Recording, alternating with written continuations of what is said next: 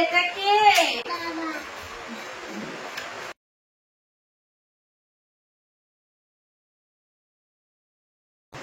ও বাবা, এটা কি? এটা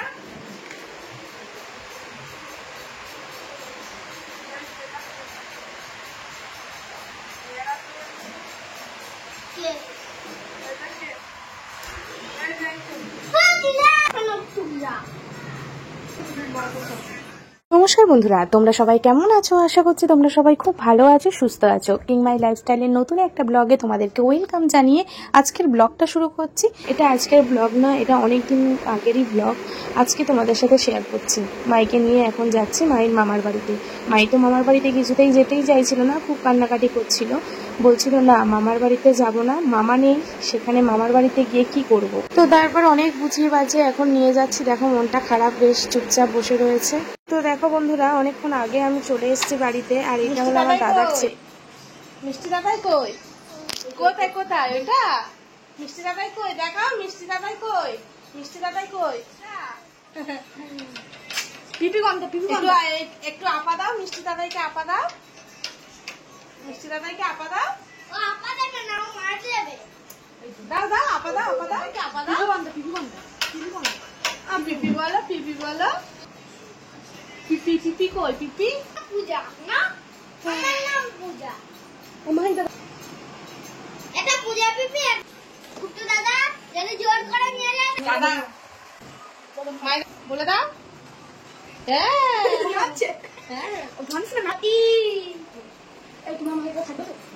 যার জন্য এই ঘরটা তৈরি করা হলো, সে আজ এই ঘরে নেই। বাকি আমরা সবাই সবকিছু কেমন নিস্তব্ধ হয়ে গেছে। যদিও আজকে থাকতো, এদের সাথে কতটা আনন্দ করতো দেখো, বাচ্চাদের মতো। সেটা যদি তোমরা দেখতে তাহলেই বুঝতে পারতে। আমরা যদি আসতাম কি আনন্দ হতো। আগে জিজ্ঞেস করতো বাবাই, মাহিকে বাবাই বাবাই বলে ডাকতো। সে বাবাই বলে ডাকার মানুষটা আর নেই। আর বাবাইকে আগে খুঁজতো, বাবাই কোথায়, বাবাই কোথায়। তারপরে তোমাদের দাদা ভাই যদি না আসতো জিজ্ঞেস করতো শুধু আসলো না কেন, মানে আগে আসলেই জিজ্ঞেস করতো এই কথাগুলো। এখন আর সেই কথাগুলো জিজ্ঞেস করার মতো লোকটাই নেই। সব কিছু স্মৃতি হয়ে গেছে, স্মৃতি নিয়েই এই যতদিন বাঁচবো চলতে হবে। কে এটা কে? ও কে এটা কে?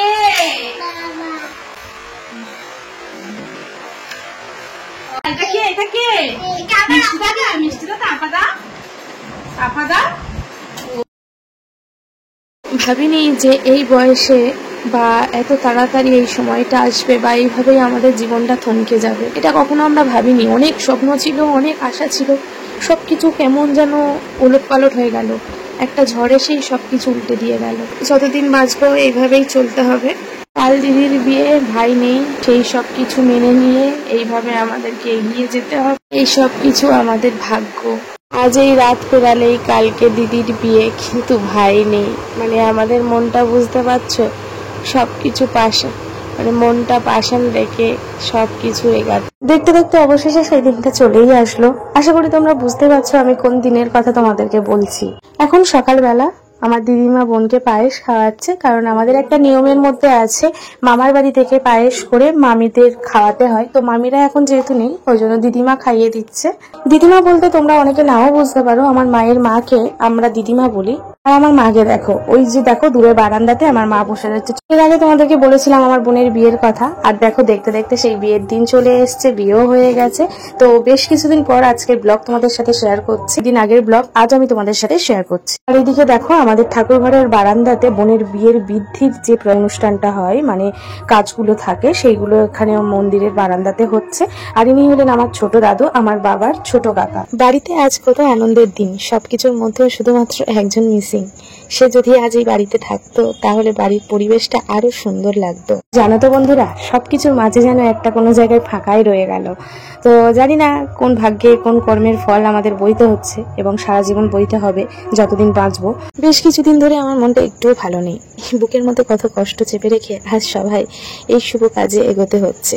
বোনের ইচ্ছে ছিল ভাই সুস্থ হয়ে বাড়িতে আসলে ভাইয়ের সামনে বিয়ে করবে। আমাদের ভাগ্যে যে এটাই ছিল, কিভাবে বুঝবো বলো। ভাইয়ের ট্রিটমেন্ট চলাকালীন চলাকালীন যদি বিয়েটা হতো তাহলে তো অ্যাটলিস্ট ও কানে শুনতে পেত বা ভিডিও কলেও দেখতে পেত যে দিদির বিয়ে হচ্ছে, কিন্তু ও নেই।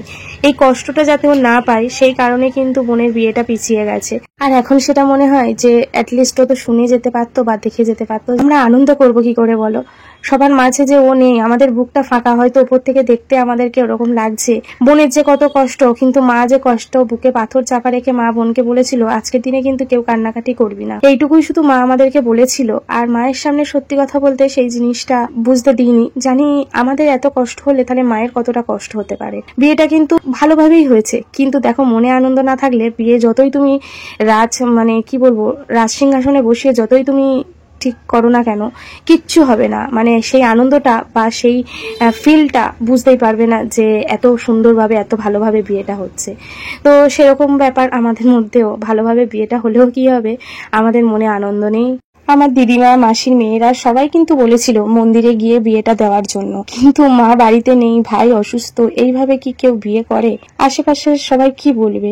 সেই সব কথার সাথে সাথে বোনও বলেছিল ভাই একটু সুস্থ হয়ে বাড়িতে আসুক, ভাই কত আনন্দ করবে, ভাই বাড়িতে আসুক তারপরে আমি বিয়ে করব। ভাই যখন সুস্থ হয়ে বাড়িতে আসলো তখন বিয়ের কথা হচ্ছিল, তারপর আবার সঙ্গে সঙ্গে তো ভাই অসুস্থ হলো, ভাইকে নিয়ে তারপরে কাটাতে আসা হলো, তারপর 1 মাসের মধ্যে সবকিছু শেষ হয়ে গেল। খুব কষ্ট হচ্ছে, কাউকে না এই কষ্ট দেখানোর নয়, বলে বোঝাবার নয়। যে কোনো অনুষ্ঠানে সব থেকে বেশি আনন্দ করতো আমার ভাইটা। আজ তার দিদির বিয়ে কত আনন্দ করতো, কিন্তু সে আর নেই। তার আর কেউ না জানলেও আমার মা জানে আজ তার মেয়েদের কতটা কষ্ট হতে পারে। তার জন্য আমার মা আগে থেকে আমাদেরকে সবাইকে বলে দিয়েছে আজকের দিনে কিন্তু কেউ কান্নাকাটি করবি না, চোখে জল ফেলবি না। আজকে একটা শুভ দিন, শুভ দিনে কিন্তু কেউ চোখে জল ফেলবি না, শুভ দিনে চোখে জল ফেলতে নেই। আর আমরা জানি আজকের দিনে যদি আমরা কষ্ট পাই, আমাদের থেকেও বেশি কষ্ট মা পাবে। এমনি তো পাচ্ছে, আমার মা সহজে কাঁদতে পারে না, মায়ের কষ্টটা চাপা, কেউ দেখলে বুঝতে পারবে না। একজন থাকে না কাঁদতে পারে না, তেমন ঠিক আমার মা অনেক কষ্ট পেলেও সে কাঁদতে পারে না, বুকের মধ্যে একটা পাথর চাপা থাকে। বোনের বিয়েতে আমি কোনো ভিডিও করতে পারিনি, ভিডিও করার মতো কোনো ইচ্ছা ছিল না। গায়ে হলুদ দেওয়াটা সবাই মিলে বলছে দিতে হবে, তারপরে মাসির মেয়েই ছিল, মাসির মেয়ে কয়েকটা ভিডিও করে দিয়েছিল, তো শুধু সেই ভিডিও, আদারওয়াইজ কোনো ভিডিও করার মতো ইচ্ছা আমার ছিল না, আর কোনো ভিডিও করিনি। আমার ভাইটা নেই, আর আমরা কত আনন্দ করছি বিয়েতে। এখন কি হয়েছে আমরা কিছু জানি না। এই যে ব্লগটা দেখছো কিন্তু আমার মাসির মেয়ে ভিডিওটা করে দিয়েছে, মামার মেয়ে ছিল, ওরাই ভিডিও কিছু কিছু করে দিয়েছিল, আর আমার এক ভাই ছিল, সেও কিছু ভিডিও করেছিল। যাই হোক, বোনের গায়ে হলুদ হয়ে গেছে, আর ইনি হলেন আমার মেজো মাসি, যিনি আমার ভাইয়ের জন্য যথেষ্ট পরিমাণে করেছে। কোনো মাসিরা এরকম করে না, আমার মামা মাসিরা যথেষ্ট আমাদের জন্য করেছে, আমার ভাইয়ের জন্য যথেষ্ট, যতটুকু করণীয় ওরা পেরেছে ততটুকুই ওরা করেছে। বোনের বিয়েটাও সবাই মিলে দাঁড়িয়ে থেকে একটা দিন ঠিক করে বিয়েটা হচ্ছে। যাই হোক, এখন সন্ধ্যেবেলা মা বোনকে আশীর্বাদ করছে। হঠাৎ কি হলো জানো তো, বোনের বিয়ে ছিল মনে হয় রাত্রি 10:30টার দিকে হবে, আমি ঠিক জানি না বোনের বিয়েও কখন ছিল। কেউ বলছিল গোধূলি লগ্নে, কেউ বলছে রাত্রে, এবার আমি ঠিক সঠিক জানি না। আমি আর আমার আরেক বোন জেঠিমার বাড়িতেই ছিলাম। আমার ছোট বৌদি ছিল, যার ছোট বাচ্চা দেখলে ছোট বৌদি, উনি ছোট বৌদিকে বললাম বৌদি মাইকে একটু দেখো, বিয়ে হয়ে গেলে পরে নিচে নামবো, আমার এখন শরীরটা ভালো লাগছে না, আমি এখন একটু ঘুমাবো।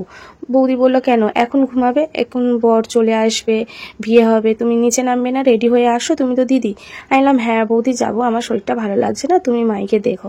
তো এই কথাবার্তা বলে বৌদিকে আমি রেডি করিয়ে দিলাম, বৌদিকে শাড়ি টাড়ি পরিয়ে একটু রেডি করিয়ে দিলাম, দিয়ে আমি না ভালো লাগছে না, কি করবো, মনটা ছটফট করছে, ঘুমাতেও পারছি না। তারপরে হঠাৎ কি যেন একটা মনে হলো যে আমাকে মনে হয় বলছে বোনের বিয়ে, উপরে আছিস, এরকম টাইপের একটা ঘরে একটু আনন্দ নেই, কিছু নেই, বিয়ে বাড়িটা সব মন মরা হয়ে থাকলে ভালো লাগে। তো হঠাৎ করে যেন কেমন একটা মনে হলো, কেউ যেন কানের কাছে বললো বা কিছু মনে হলো যেন না মাঠে আমার ভাই খুব আনন্দ করছে, আর আমি মন মরা হয়ে এখানে কেন পড়ে রয়েছি। মাঠের মধ্যে প্যান্ডেল হয়েছে, ওখানে বোনের বর এসে বসার জায়গা বা রাতে খাওয়ার আয়োজনটা মাঠেই হয়েছে, বাড়ির সামনে, তোমার জানোই। তো হঠাৎ যেন মনে হলো কে যেন আমাকে এরকম বললো, এটা জানি না আমার মনের ভুল হতে পারে, কিন্তু বন্ধুরা বিশ্বাস করো সারাদিন মনটা একরকম ছিল, হঠাৎ করে না ওই মুহূর্তটা কেমন একটা হলো, বললে বিশ্বাস করবে না, যাদের সাথে হয় তারাই বোঝে। আর বিয়েতে যারা যারা উপস্থিত ছিল সবাই বুঝে গেছে বিয়েটা হওয়ার কথা ছিল কেমন ভাবে, আর কেমন ভাবে বিয়েটা হয়েছে। সত্যি জানি না, সবাই বলছে বড় ছোট হলে কি হবে, সবার আগে যদি যে চলে যায় সে নাকি সবার বড় হয়। সত্যি বলতে আমার ভাই আমাদের আগে গেছে, মানে ও এখন আমাদের অনেক বড়। তার আশীর্বাদ, ওর আশীর্বাদ আমাদের সাথে সবসময় রয়েছে, কোথাও থেকে আমাদেরকে বুঝিয়ে দিচ্ছে যে আমাদের সাথেও রয়েছে, কোনো অসুবিধা নেই, কোনো কিছু নেই। হঠাৎ করে মনে হলো, সঙ্গে সঙ্গে না আমি জাস্ট শাড়িটা পরে নেমে গেলাম, নেমে দেখছি বিয়েতে বসবে বলে বর ঘরে ঢুকছে।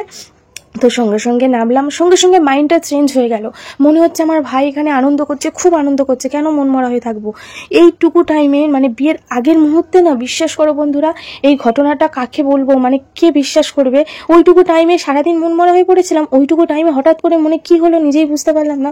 আর মনে হচ্ছে যে আমার ভাই খুব আনন্দ করছে, দিদির বিয়েতে ও খুব আনন্দ করছে। কিন্তু সবাই বলতে পারে যে এটা মনের ভুল, কিন্তু বিশ্বাস করো বন্ধুরা, আমাদের সাথে অনেক কিছু ঘটছে, এমন কিছু যেটা ঘটার নয়, যেটা অসম্ভবকে সম্ভব হচ্ছে। মানে বিশ্বাস করে এটা আমার ভাইয়ের আশীর্বাদ ছাড়া আর কিছু না। ও যে আছে আমাদের সাথে, প্রতিটা মুহূর্তে আমাদেরকে ফিল করিয়ে দিচ্ছে যে হয়তো সামনে থেকে আমাদের পাশে নেই, দেখতে পাচ্ছি না এরকম কিছু, কিন্তু এমন কোথাও আছে যেখানে আমাদের মনের ইচ্ছা, মনের সব কিছু, মানে যত কষ্ট যন্ত্রণাও সব কিছু নিমেষের মধ্যে যেন আমাদের মানে মুছিয়ে দিচ্ছে। আর একটা কথা বন্ধুরা, তোমাদেরকে জিজ্ঞেস করছি, জানতাম না এই জিনিসটা, বা এটা আমাদের ভালো লাগেনি বলে আমরা করিনি। ভাইয়ের যে ফটো ছিল সেই ফটোতে আমরা কোনো মালা পরাইনি আজকের দিনে, বা ফটোর ফ্রেমের সামনে কিছু ভাইকে খেতে দেওয়া হয়নি। ওইভাবে কিন্তু আমাদের অনেকে না করেছে। ইভেন তোমরা, আমি ব্লগ ছেড়েছি সেখানেও অনেকে কমেন্ট করেছো ফটো ফ্রেমের সামনে এখন নেই, ওর খেতে দেওয়াটা উচিত না। আমরা দিইনি। আর আমাদের সামনে আজকের দিনে ভাইয়ের ফটো ফ্রেমে, মানে ফ্রেমের মধ্যে মালা পরানোটা, সেটা আমরা সহ্য করতে পারবো না। ঘুরতে ফিরতে ওই জিনিসটা চোখের সামনে আসলে জিনিসটা অন্যরকম লাগবে, দেখতে একদমই ভালো লাগবে না। সেই অনুযায়ী আর কি আমরা ওই ভেবে ফটো ফ্রেমে আমরা কোনো মালা পরাইনি। তাই নিয়ে অনেকে আমাদের বলেছে যে এটা করাটা উচিত না, ওকে ভুলে গেছি। তোমরা একটু কমেন্ট করে বলো না যে আমরা ফ্রেমের সামনে কিছু দিইনি বলে সেটা খুব অন্যায় করে ফেলেছি কিনা। কারণ আমাদের ঠাকুরমশাই বা অনেকেই না করেছে, ইভেন আমি বললাম না ব্লগেও অনেকে তোমরা না করেছিলে, সেটা কি ঠিক হয়েছে না ভুল, এটা একটু বললে আমাদের ভালো হয়। তো যাই হোক বন্ধুরা, অনেক কষ্টের কথা তোমাদের সাথে শেয়ার করলাম এই ব্লগে, তো তোমাদেরও অনেকের খারাপ লাগতে পারে। তো যাই হোক, জানি না ভুল কিছু, মানে ভুল ত্রুটি হয়ে থাকলে তোমরা ক্ষমা করে দিও। আর বোনের তো বিয়ে হয়ে গেছে, তোমরা দেখলেই, বোনকে তোমরা আশীর্বাদ করো। আর আমাদের সাথে তো আমার ভাইয়ের আশীর্বাদ রয়েছে, নাহলে এত সুস্থভাবে ভালোভাবে এত সুন্দর করে বিয়েটা হয়ে গেল, আমরা বুঝতেই পারলাম না কোথা থেকে কিভাবে হয়ে গেল। সব আমার ভাইয়ের আশীর্বাদে আজকে সব কিছু সুস্থ স্বাভাবিকভাবে বিয়েটা হয়ে গেল। তোমরাও সবাই আশীর্বাদ করো। এতদিন পর তোমাদের সাথে একটা ছোট্ট ব্লগ শেয়ার করলাম।